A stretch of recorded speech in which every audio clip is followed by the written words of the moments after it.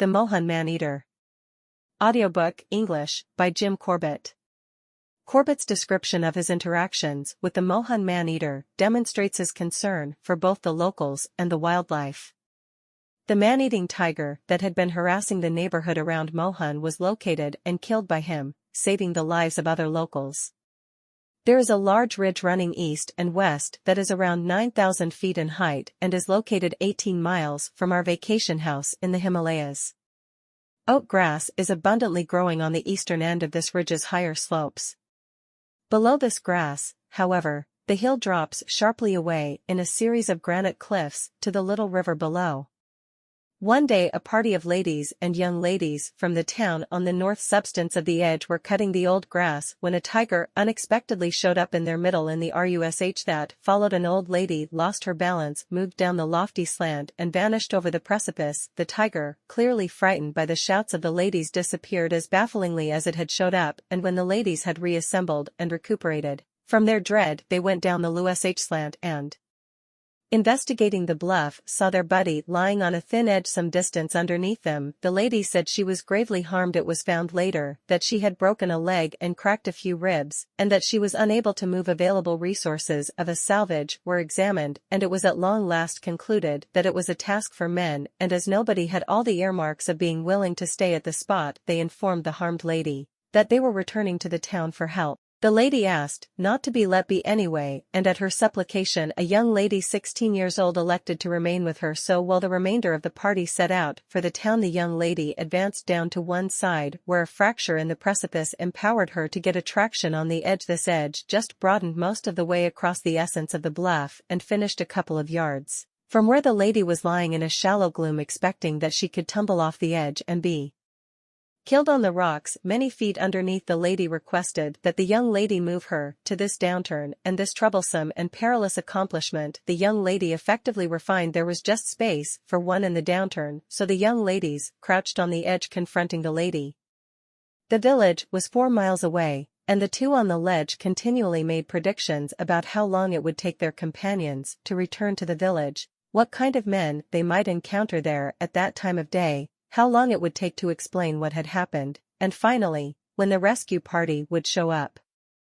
The conversations were carried on in whispers out of fear. Few of us, I imagine, have escaped the worst of all nightmares in which our limbs and vocal cords are paralyzed with fear as some terrible beast and monstrous form approaches. The woman gasped, and the girl, seeing the look of horror on her face and the direction in which she was looking, turned her head and over her shoulder saw the tiger stepping out of the rift in the cliff and onto the ledge. It takes little imagination to picture the scene: a rock cliff with a narrow ledge running partly across it and ending in a small depression where an injured woman is lying, a young girl frozen with terror squatting on the ledge, and a tiger slowly creeping towards them. We awakened from the nightmare, sweating fear through every pore. There was no such happy awakening from the nightmare of that unfortunate girl. And when the women came, an old friend of mine named Modi Singh was in the village visiting a sick daughter, and he led the rescue effort. At the point when this party went down the rush slant and investigated the precipice, they saw the lady lying in a faint, and on the edge, they saw sprinkles of blood. The harmed lady was conveyed back to the town, and when she had been resuscitated and had recounted her story, Modi Singh set out on his 18-mile stroll to me. He was an elderly person well north of 60 years old, yet he explored the idea that he was worn out and required a rest, so we set off together to make examinations. However, there was nothing that I could accomplish. For 24 hours had passed, and all that the tiger had left of the fearless little kid who had elected to remain with her harmed buddy were a couple of pieces of bone and her torn and blood-smudged garments. This was the main person killed by the tiger, which later got acknowledgement in government records as the Mohan alpha predator. In the wake of killing the young lady, the tiger went down the Kosi Valley for the colder time of year, killing on its way, among others, 2 men of the Public Works Office and the girl in regulation for individual from the official gathering. As summer moved toward it got back to the location of its most memorable kill, and for a very long time from that point its beat reached out unpredictable, the Kosi Valley, from Kakriyukut to Garga, a distance of around 40 miles, until it at last took up its quarters on the slope above Mohan nearby,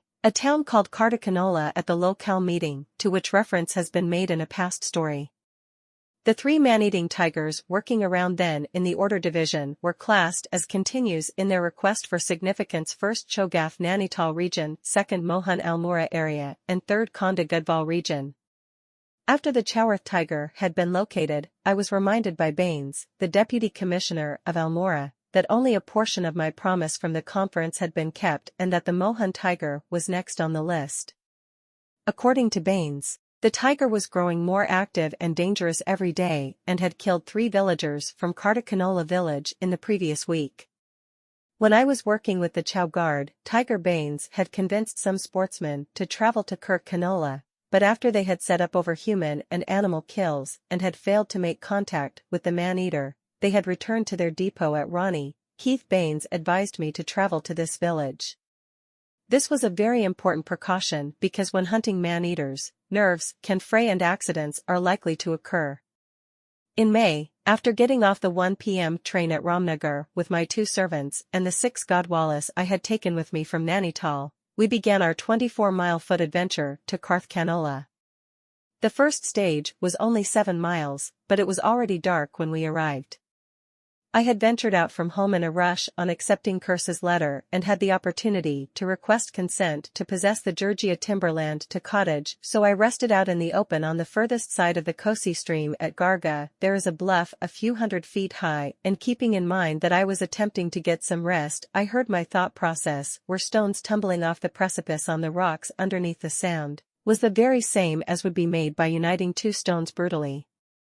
After some time, the sound concerned me as sounds will on a hot evening, and as the moon was up and the light sufficient to try not to step on snakes, I left my campette and set off on a mission to make examinations. I observed that the sound was being made by a province of frogs in a bog by the roadside. I have heard land water and tree frogs uttering unusual sounds in various regions of the planet, yet I have heard nothing so particularly odd as a sound made by the frogs at Garga in the period of May. After a promising beginning next morning, we did the 12 miles to Mohan before the sun got warm, and keeping in mind that my men were preparing their food and my workers were setting up my morning meal, the Chow Gi Dar of the cabin, 2 woodland watches, and a few men from the Mohan market engaged me with accounts of the alpha predator, the latest of which concerned the endeavors of an angler who had been fishing the Kosi stream. One of the timberland monitors professed to be the glad legend of this adventure, and he depicted graphically the way in which he had been out one day with the anglers, and on turning a curve in the waterway,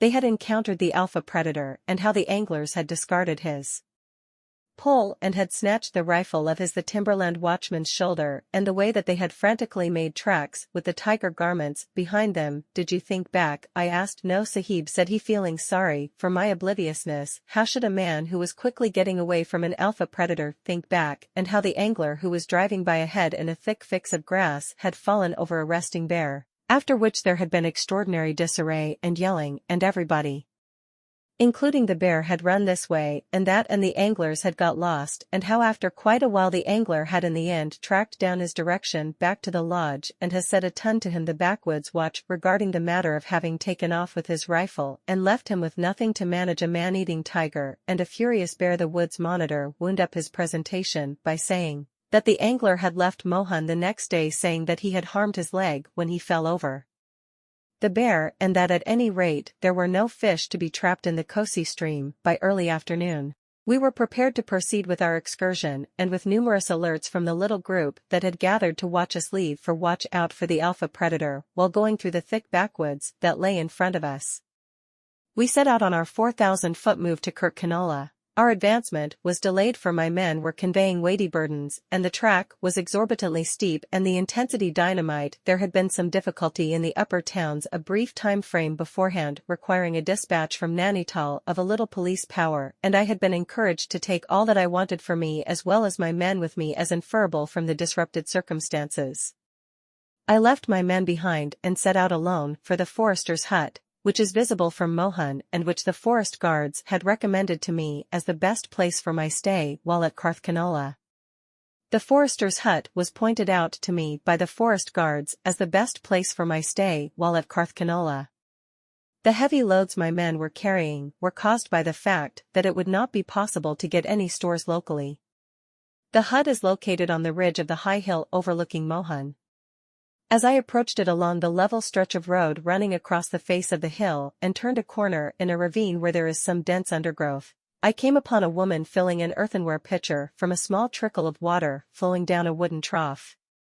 Anticipating that my approach in rubber-soled shoes would frighten her, I coughed a little to get her, in the event that it was okay for anybody to be in this desolate spot, and after a little wavering the lady addressed that it was undependable yet that water must be brought, and as there was nobody in the house to go with her, she had come alone. Was there no man? Yes, there was a man, yet he was in the fields furrowing, and regardless, it was the obligation of ladies to get water. What amount of time would it require to fill the pitcher? Just a little longer. The lady had moved past her fear and modesty. And I was currently being exposed to a nearby interrogation. Was I a cop? No. Was I a backwoods official? No. Then, who was I? Simply a man. Why had I come to help out individuals of Carth Canola? How? By shooting the alpha predator. Where had I caught wind of the apex predator? Why had I come alone? Where were my men? The number of were there, and how lengthy would I stay, etc. The pitcher was not proclaimed full until the lady had fulfilled her interest, and as she strolled behind me, she highlighted one of a few edges running down the south substance of the slope and bringing up to a major tree developing on a green slant, said that 3 days already the apex predator had killed a lady under it. This tree, I noted with revenue, was just a few hundred yards from my objective, the forester's hovel. We had now come to a pathway running up the slope, and as she took it, the lady said the town from which she had come was round the shoulder of the slope, and added that she was presently very protected. Those of you who know the ladies of India will understand that I had achieved a ton, particularly when it is recollected that there had as of late been inconvenience around here with the police such a long ways from disturbing the lady and consequently procuring the aggression of the whole wide open. I had, by holding on while she filled her image and responding to a couple of inquiries,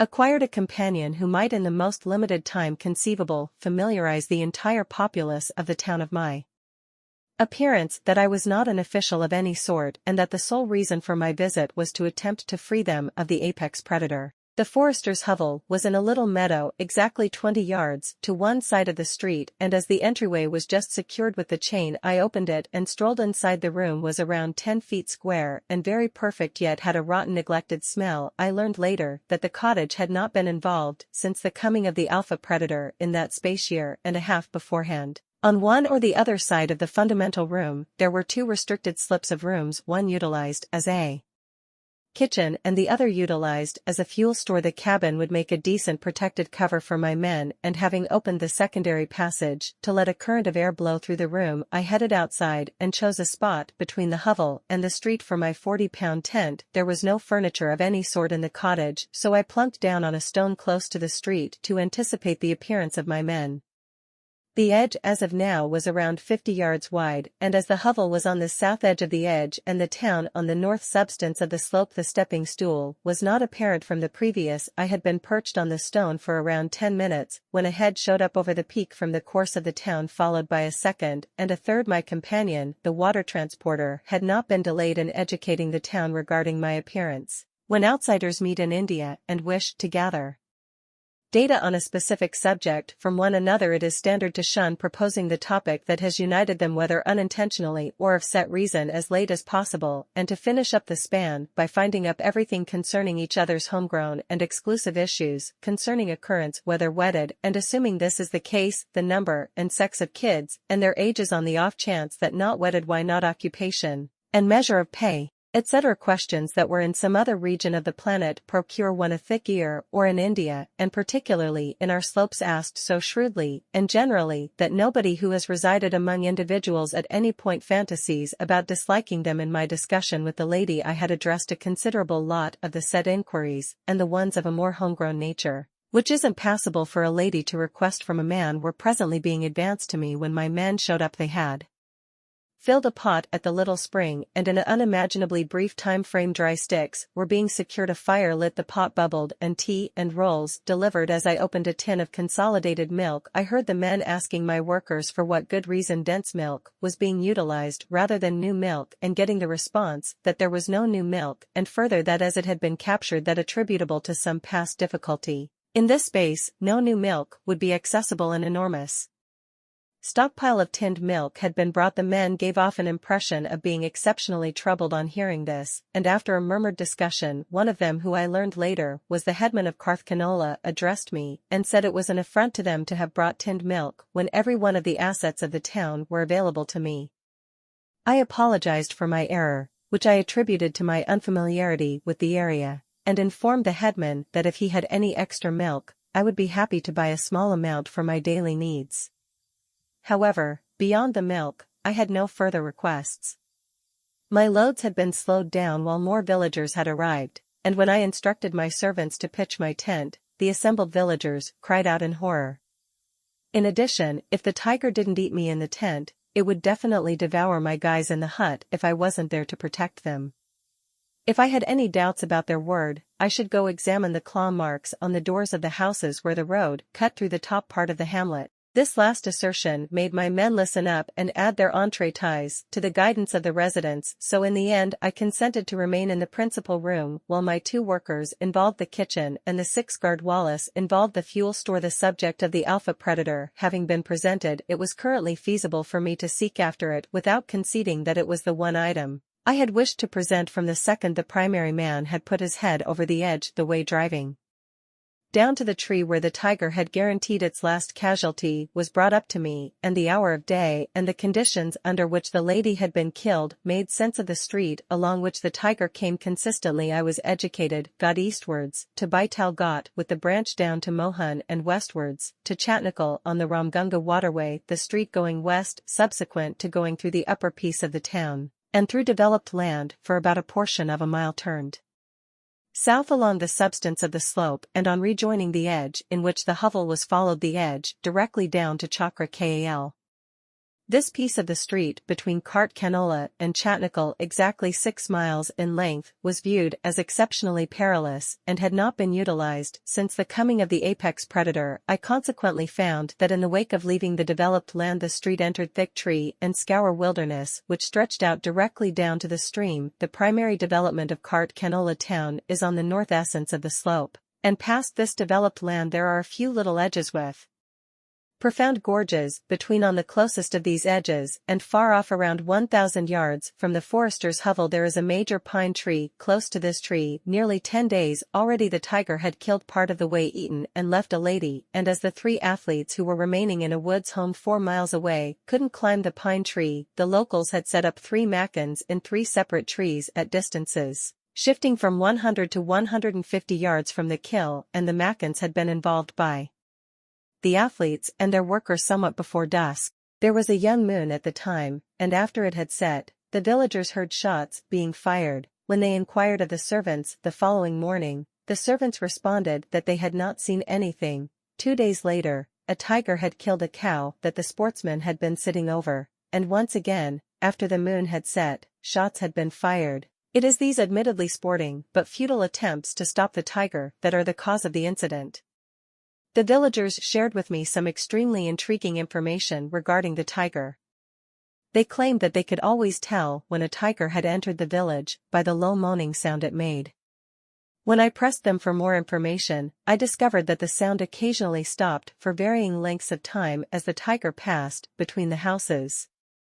Based on this information, I came to the following conclusions. First, the tiger was wounded. Second, the wound was of such a nature that the tiger could only feel it when it moved. And third, I was guaranteed that the tiger had not been injured by any nearby shikari or by any of the athletes from Rani Dor who had said available anyway. This was of little significance, for the tiger had been a chief for quite a long time, and the injury that I accept it was experiencing could have been the first reason for its turning into an apex predator. An extremely fascinating point, and one that must be cleared up by looking at the tiger after it was dead. The men were interested to know why I was so keen on the sound made by the tiger, and when I let him know that it was on the grounds that it demonstrated the creature had an injury in one of its legs, and that the injury had been caused either by a projectile or porcupine plumes, they contradicted my thinking and expressed that on the events they had seen the tiger it had all the earmarks of being in strong state of being, and further that the simplicity with which it killed and carted away its casualties was confirmation that it was not Disabled at all anyway, everything I said to him was recollected and later procured me the standing of being gifted with second sight. While going through Ramnagar, I had asked that Hazildar to buy 2 youthful male bison for myself and to send them to Mohan where my men would take them over. I told the locals I expected tying up one of the bison close to the tree where 3 days already the lady had been killed and on the other making a course for Thronakal, and they said they could imagine no better sights except for that they would talk the matter over among themselves and let me in on in the first part of the day on the off chance that they had some other ideas. To make night was presently attracting, and prior to leaving the headman vowed to reach out to all the bordering towns toward the beginning of the day to tell them of my appearance, the justification for my approaching, and to dazzle on them the desperation of telling me without loss of any season of any kills or goes after by the tiger in their areas. Yet again the stale-smelling smell in the room had much diminished. However, it was as yet perceptible anyway. I gave no consideration to it, and after a shower and supper put 2 stones against the entryways, there being no alternate approach to keeping them shut, and being conceived tired after my day's efforts hit the hay and to rest. I'm a light sleeper, and a few hours after the fact I stirred on hearing a creature moving about in the wilderness. It came straight up to the secondary passage. Snagging my rifle and a light, I shifted the stone to the side with my foot and heard a creature moving off. As I opened the entryway, it could from the sound it was making have been a tiger, yet it could have likewise been a panther or a porcupine. Anyway, the wilderness was excessively thick so that me might be able to see what it was back in the room, and with a stone in place I saw I had fostered a sensitive throat, which I credited to having sat in the breeze after the warm stroll up from Mohan. Yet, when my worker pushed the entryway open and got my initial morning cup of tea, I found I was experiencing an assault of laryngitis due conceivably to my having rested in a long-neglected cabin, the top of which was amassing with bats. My worker informed me that he and his sidekick had gotten away from disease, however, that the 6 watchmen volleys in the fuel store were all experiencing a similar protest as I was. My supply of medication comprised of a 2-ounce jug of iodine and a couple of tablets of quinine, and on scrounging in my weapon case I tracked down a little paper bundle of permanganate which my sister had accommodated me on a past event. The parcel was splashed through with firearm oil, yet the gems were as yet dissolvable, and I put a liberal amount of the precious stones into a tin of boiling water along with some iodine. The subsequent swish was extremely strong, and keeping in mind that it darkened our teeth, it did a lot to ease the touchiness in our throats after an early breakfast. I sent 4 men down to Mohan to raise the 2 bison and myself set out to prospect the ground where the lady had been killed. From the bearings I had gotten for the time being I had no trouble in finding where the tiger had gone after and killed the lady as she was tying the grass. She had cut into a pack the grass and the rope she was utilizing were lying similarly as they had been left, as were likewise 2 heaps of grass left by her partners when they had run off in dread to the town. The men had let me know that the body of the lady had not been found yet, from the way that 3 entirely great lengths of rope and the dead lady's sickle had been left in the wilderness. I'm lean to believe that no endeavor had been made to find her. The lady had been killed at the upper finish of a little avalanche, and the tiger had brought her down the slide and into a thick fix of undergrowth. Here the tiger had stood by conceivably to give the 2 ladies time to escape sight, and had then crossed the edge noticeable from the hut, after which it had gone with its expertise straight down the slope for a mile or more into thick tree and scour wilderness. The tracks were presently 4 days old, and as nothing remained to be acquired by following them further, I turned around to the cottage. The move back to the edge was an extremely steep one, and when I arrived at the hovel at about late morning I found a variety of pots and dish of different shapes and sizes on the veranda, all containing milk. Rather than the starvation of the day preceding, there was presently overflow adequate milk. As a matter of fact, for me to have washed in, my workers informed me that they had fought with no impact, and that each man had said as he kept his vessel on the veranda that he would take great consideration of the way that I utilized not any more dense milk while I stayed in their middle. I didn't anticipate that the men should get back from Mohan with the bison before sunset, so after lunch I set off to view the street to throw knuckle. From the cabin the slope slanted step by step upwards to a level of around 500 feet and was generally 3-sided in shape. The street, subsequent to going through developed land for about a portion of a mile, went pointedly to the Left went across a lofty rough slope until it recaptured the edge and afterward went to the right and followed the edge down to hurl nickel. The street was evened out for a brief distance in the wake of emerging on the edge and afterward went steeply down the angle in places being facilitated by hair clip twists. I had the entire evening before me and I inspected around 3 miles of the street cautiously. When a tiger utilizes a street consistently, it perpetually leaves the indications of its entry by making scratch blemishes out and about. These are scratch marks made for similar reason as comparative imprints made by homegrown felines, and any remaining individuals from the feline family are of exceptionally extraordinary interest with the athlete, for they furnish him with the accompanying extremely helpful data whether the creature that has left the imprint is a male or a female, to the course wherein it was voyaging, 3 the time span that has slipped by since it passed for the course and estimated distance of its central command, 5 the idea of its kills, lastly 6 whether the creature has as of late made a dinner of human tissue. The worth of this effectively procured data to one who is hunting an apex predator on weird ground will be handily perceived. Tigers likewise transform the streets they use, and these pug imprints can furnish one with a considerable amount of valuable data concerning, example, the course and speed at which the creature was voyaging, its sex and age, whether every one of the 4 appendages are sound, and on the off chance that not sound, which specific appendage is deficient. The street I was on had through lengthy neglect got congested with short firm grass and was consequently not besides in a couple of clammy puts a decent medium on which to leave pug marks. One of these moist spots was inside a couple of yards of where the street emerged on the edge, and just underneath the spot there was a green and extremely stale pool of water, a standard drinking place for grave deer.